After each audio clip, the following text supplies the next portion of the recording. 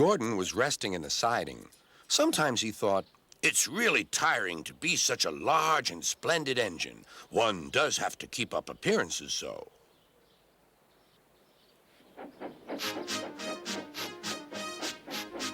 Beep, beep, beep, beep. Hello, lazy bones, whistled Henry. What cheek, spluttered Gordon. That Henry is too big for his wheels. Fancy speaking to me like that. Me, who has never had an accident. Aren't jammed whistles and burnt safety valves accidents? Asked Percy innocently. No, indeed. High spirits. Might happen to any engine. But to come off the rails like Henry did, well, I ask you, is that right? Is it decent? Then it was Henry's turn to take the express. Gordon watched him getting ready.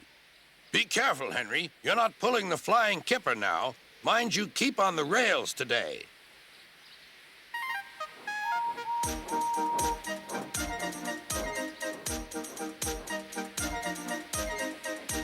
Henry went off in a huff, and Gordon yawned and went to sleep. But not for long. Wake up, Gordon, said his driver. A special train's coming, and we're to pull it. Is it coaches or freight cars? Cars, said his driver. Cars, said Gordon.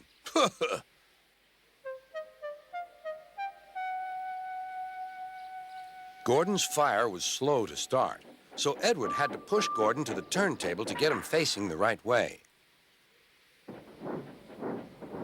I won't go! I won't go! Grumbled Gordon.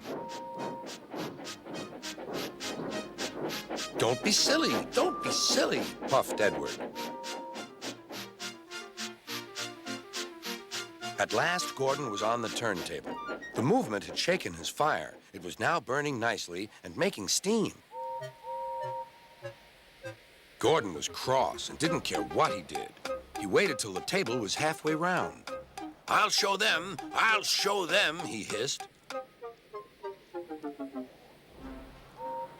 He moved slowly forward to jam the table, but he couldn't stop himself and slithered into a ditch. Whoosh! He hissed. Get me out! Get me out! Not a hope, said his driver and fireman. You're stuck, you silly great engine. Don't you understand that? They telephoned Sir Topham Hatt. So Gordon didn't want to take the special train and ran into a ditch? What's that you say? The special's waiting? Tell Edward to take it, please, and Gordon, leave him where he is. We'll get him out later. On the other side of the ditch, some little boys were chattering. Oh, doesn't he look silly? They'll never get him out. They began to sing.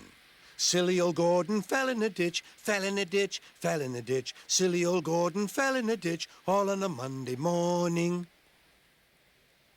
Gordon lay in the ditch all day.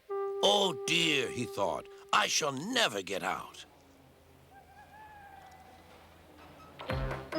But that evening they lifted Gordon and made a road of sleepers under his wheels to keep him from the mud.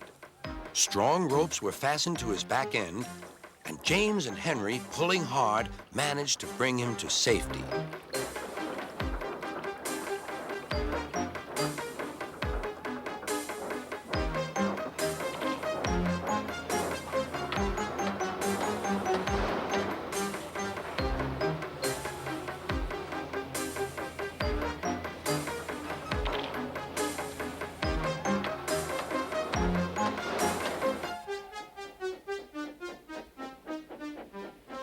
Late that night, Gordon crawled home, a sadder and wiser engine.